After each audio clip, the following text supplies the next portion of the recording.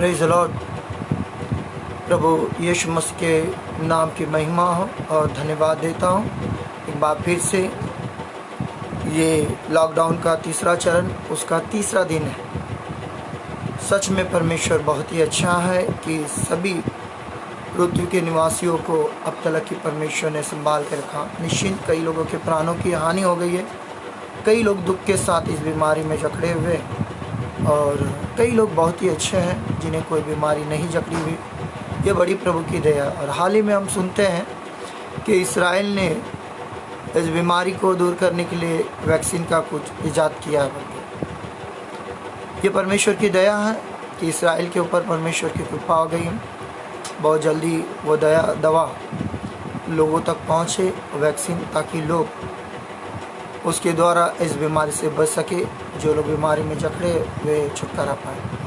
प्रभु के वचन में जैसे मत्ती की किताब उसके अध्याय 5 उसके 13वें वचन में जैसे लिखा हुआ है कि प्रभु ने कहा है, तुम जगत की ज्योति हो, तुम जगत का नमक हो। और जो पहाड़ पर बसा हुआ नगर होता है वो छिप नहीं सकता है। सच में ऐसी कोई बात है जो इस्राएल के द्वारा आज ये घोषणा किया गया कि वैक्सीन निकाला गया। ये परमेश्वर ने शायद इस्राएल के साथ जो वायदा किया वो उसे पूरा करके लेगा। निश्चिंत जैसे परमेश्वर इस्राएल के साथ इस प्रकार की क्रियाओं को कर हम तक उसकी आशीषों का फैला रहे, तो हम भी अनेक लोगों तक इसी प्रकार आशीषों को पहुंचा सकते हैं यदि हम परमेश्वर के साथ। चाहे इस्राएल ये सारी पृथ्वी पर छोटा देश होने के बावजूद भी बहुत ही आशीषित है। हम दुनिया में हमारे लोगों में बहुत छोटे हो सकते हैं, परंतु परमेश्वर के साथ अगर हम लोग अच्छे वफादार रहे तो परमेश्वर हमारे द्वारा भी बहुत सारे कामों को कर सकता है। Praise the lord, hallelujah. आइए गीत को गाएं ताकि प्रभु के नाम की महिमा करें और कुछ वचनों को ध्यान दें। यदि कोई मसीह में है तो वो नई सृष्टि, मसीह में है तो वो नई सृष्टि है। पुरानी बातें देखो बीत गई, देखो वे सब नई हो गई। पुरानी बातें देखो बीत गई, देखो वे सब नई हो गई। यदि कोई मसीह में है तो बीते दिनों में जो भी हमने तेरे विरुद्ध गुनाह किए, बीते दिनों में जो भी हमने तेरे विरुद्ध गुनाह किए, अपने लहू से धोकर तूने हमको नया जीवन दिया। अपने लहू से धोकर तूने हमको नया जीवन दिया। यदि कोई मसीह में है तो वो नई सृष्टि है। यदि कोई मसीह में है तो वो नई सृष्टि है। पुरानी बातें देखो बीत गई, देखो वे सब नई हो गई। पुरानी बातें देखो बीत गई, देखो वे सब नई हो गई। यदि कोई मसीह में है तो हालेलुया, हालेलुया। सच में यदि हम मसीह में हैं तो ही नई सृष्टि है और पुरानी बातें हमारे जीवन से दूर है। यदि हम मसीह में नए नहीं हैं या मसीह में जो नया जीवन पाया हम उसमें ही वफादार नहीं है तो पुरानी बातें हमारे जीवन के साथ जुड़ जाती हैं। जैसा कि आज लॉकडाउन का तीसरा चरण के साथ जो तीसरा दिन है, इस प्रकार से अगर देखने से कितनी अच्छी भली बात है कि परमेश्वर भी आज के दिन में शायद हमें ये बात को बताना चाहता है। मैं उसे ध्यान कर रहा था तो यिर्मयाह की किताब उसके 33 अध्याय के 3 वचन को जब आप पढ़ते हो, यिर्मयाह का किताब इसे मैं पढ़ता हूँ, आप लोग अपनी किताब में भी पढ़ सकते हो जो आपके पास है। वहाँ पे ऐसे लिखा हुआ है कि मुझसे तू प्रार्थना कर। पढ़ते हैं, हम थोड़ा ध्यान करते हैं 5 मिनट के लिए। मैं वचन पढ़ता हूँ, आप इसे सुनना। यिर्मयाह का किताब, उसका अध्याय 33 वचन 3। मुझसे प्रार्थना कर और मैं तेरी सुनकर तुझे बड़ी बड़ी और कठिन बातें बताऊंगा जिसे तू अभी नहीं समझता। हालेलुया। ये बहुत गहरी और बहुत ही अच्छी बात है कि परमेश्वर हमेशा मनुष्य से चाहता है कि मनुष्य प्रार्थना करे, और प्रार्थना किस समय करे उस बात को सबसे पहले मुझे आपको समझना है। मैं हर पल प्रार्थना करता हूँ, परंतु मैं देखता हूँ मैं अपने लिए ही या कुछ पाने के लिए ही प्रार्थना करता हूँ। अनेक बार हम लोग देखते हैं, मैं बीमार हो जाता है, कोई बीमार हो जाता है, तुरंत प्रार्थना करता है। कोई चीज़ की कमी होती है, हम लोग तुरंत प्रार्थना करते हैं। जबकि कई बातें ऐसी है, हम काम करने से भी हमें मिल सकता है, इसके बावजूद हम लोग कई बार प्रार्थना करते हैं। परंतु वास्तविकता में जिस समय प्रार्थना करने के लिए परमेश्वर चाहता है कि हम किस समय में प्रार्थना करना चाहिए, उस बात में कई लोग प्रार्थना को नहीं करते। प्रभु हमेशा चाहता है कि जो कठिन समय होता है या बहुत ही असंभव बात होता है, उस समय मनुष्य प्रार्थना करना चाहिए। प्रभु यीशु ने भी लूका की किताब में अध्याय को हम अगर पढ़ते, 21 अध्याय को जब हम लोग पढ़ते, तो वहाँ पे भी हमारे लिए ये बात लिखा हुआ है। लूका का किताब अध्याय 21, वहाँ पे भी इसी प्रकार से लिखा हुआ है कि तुम निरंतर प्रार्थना करते रहना, क्योंकि दुनिया नहीं जानती है कि विपत्ति कब आएगी और कब उनके ऊपर समस्या आएगी। तो प्रभु इसीलिए चाहता है कि निरंतर प्रार्थना करते रहना, जागते रहना। हम लोग कौन से समय में प्रार्थना करते हैं और कौन से समय में प्रार्थना नहीं करते हैं। अगर हम अपने आप को इस समय टटोल कर देखें तो हमें पता चलता है कि हम लोग कौन से समय में प्रार्थना करते हैं। तो यहाँ पे प्रार्थना के बारे में प्रभु ने जब वहाँ को अपने संग बड़ी भीड़ रहने वाले लोगों को सावधान कराया। लूका की किताब उसका अध्याय 31, 34, 35 और 36 वचन को मैं पढ़ रहा हूँ, आप लोग सुनना। इसलिए सावधान रहो, ऐसा न हो कि तुम्हारे मन खुमार और मतवालेपन और इस जीवन की चिंताओं से सुस्त हो जाए और वह दिन तुम पर फंदे के समान अचानक आ पड़े, क्योंकि वह सारी पृथ्वी के सब रहने वालों पर इसी प्रकार आ पड़ेगा।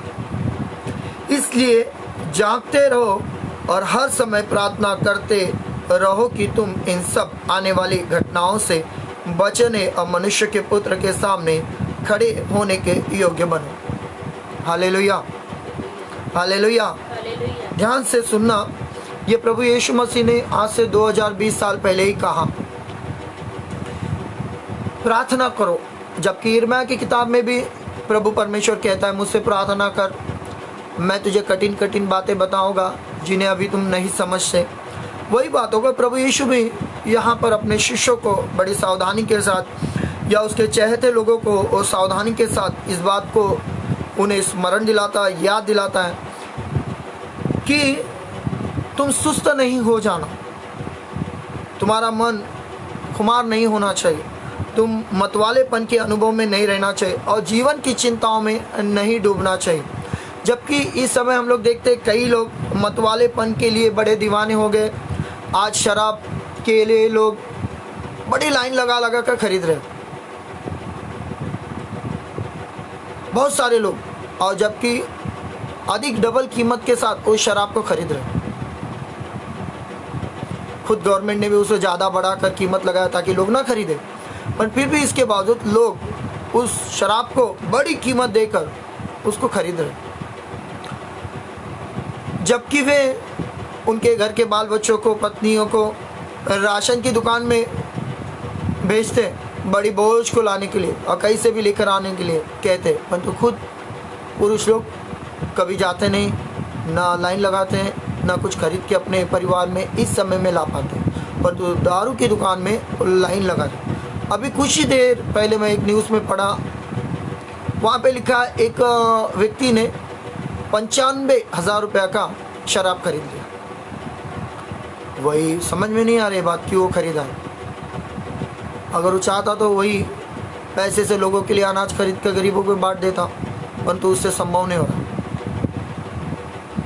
इसलिए प्रभु यहाँ पे कहता है मतवालापन नहीं होना। लोग इन दिनों में मतवाले के बड़े दीवाने हो जाते हैं और चिंता खूब करते हैं, उसके जीवन के बारे में खुद चिंता कर रहे हैं और उसी में वे फंदे में फंसते जा रहे हैं। इसलिए प्रभु अपने चेलों को बड़े अच्छे रीति से समझा रहा है, सिखा रहा है, जागते रहो, हर समय प्रार्थना करते रहो कि आने वाला जो भयंकर घटना होगा, समस्या होगा, कष्ट होगा, बड़ी यातना होगी, उससे हम लोगों को बचना है।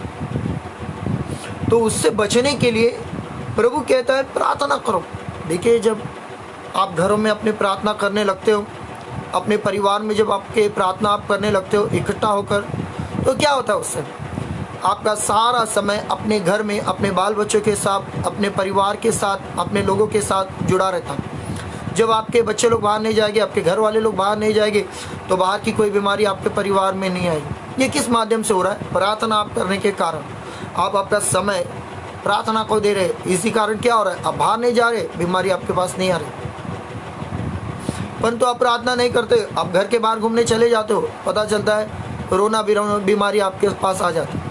कोरोना है, फिर कोरोना बीमारी चालू हो जाती है आपके परिवार में और भयंकर बातें हो जाती हैं। इसलिए प्रभु चाहता है आने वाली भयंकर जो घटना है ना, उससे बचना है। इसलिए प्रार्थना करना। वही बातों को परमेश्वर पिता भी कहता है, मुझसे प्रार्थना कर, मैं तुझे कठिन बातें जो तू नहीं समझता मुझे तुझे सिखाऊंगा, तुझे बताऊंगा। इसलिए आज हम लोगों को, मसीह लोगों को या सारी दुनिया के लोगों को प्रार्थना करना चाहिए। ईश्वर सबके लिए एक समान है, वो किसी का भेद नहीं रखता। वो किसी जाति से, किसी धर्म से, किसी भाषा से बिल्कुल नहीं जुड़ा हुआ है। ईश्वर तो सारे जगत में, सारी पृथ्वी के ऊपर, स्वर्ग में, सब जगह एक समान एक है। वो किसी में भेद नहीं रखता। इसीलिए वो कहता है सबसे मुझसे प्रार्थना करो। आज अगर हम लोग परमेश्वर के पास प्रार्थना करें तो हम तो सुरक्षित हो जाते और हमारे साथ अनेक लोग सुरक्षित हो जाते। हालेलुया। इसलिए प्रभु के प्यारे लोगों, आज आप लोग प्रार्थना करें, अधिक और अधिक समय अपने घरों में रहकर प्रार्थना करें। जो कठिन बात है उसे जानने के लिए प्रभु से पूछें। प्रभु अपना हमारा जीवित है और सच्चा है। वो कहता है मुझसे प्रार्थना कर, मैं तुझे बताऊंगा। तो आज आपके लिए क्या अच्छी बात है, वो आपको परमपिता से सीख लेना, समझ लेना, इसके बाद अपने कदमों को आगे बढ़ाना। वो आपके कदमों को अच्छी राह पे चलाना चाहता है, बड़ी विपत्ति से बचाना चाहता है। इसके लिए आपको, मुझको प्रार्थना करना है। मसीह यीशु भी निरंतर प्रार्थना करते हैं और पवित्र आत्मा भी हमारी दुर्बलताओं में हमारी सहायता करता है कि हम लोग प्रार्थना किस रीति से करना। रोमियो की किताब के 8 अध्याय के 26वें और 27वें और 28वें वचन को हम पढ़े तो वहाँ पे इसी प्रकार से लिखा हुआ है, मुझसे प्रार्थना। हम प्रार्थना करने से हमारे लिए भली बातों को दिखाई देती है, हमारे अंदर अनेक सुधार आते हैं। हम व्यर्थ समय दुनिया के साथ, जो दुनिया की बातों के साथ, दुनिया में बाहर भटकने के विचारों में नहीं व्यतीत करना, परंतु ईश्वर के साथ इस कठिन समय में हम लोग व्यतीत करना, प्रभु के साथ में अपना समय को व्यतीत करना, दुनिया के साथ बिल्कुल नहीं करना। दुनिया का मतलब क्या है? जो बेमतलब का भटक रहे, फिर बीमारी में ढूंढ रहे कहीं मुझे लग जाए वो, ऐसे उनके साथ आप लोग भी, मैं भी शामिल नहीं होना, कोई भी नहीं होना, कोई भी नहीं होना चाहिए। परंतु अच्छे विचारों को हम लोग धारण कर प्रार्थना में करें, प्रार्थना के साथ अपना जीवन को व्यतीत करें। हालेलुया। प्रभु इन वचनों के द्वारा आपको आशीष करे और आपको अपने स्वर्ग के अनुग्रह के द्वारा आप प्रभु के साथ बने रहें, आराधना करें, प्रभु के महिमा करें। प्रभु की कृपा, शांति, प्रेम, आनंद, अनुग्रह पर बना रहे। प्रभु यीशु मसीह के आनंद। Praise the lord. Hallelujah, hallelujah.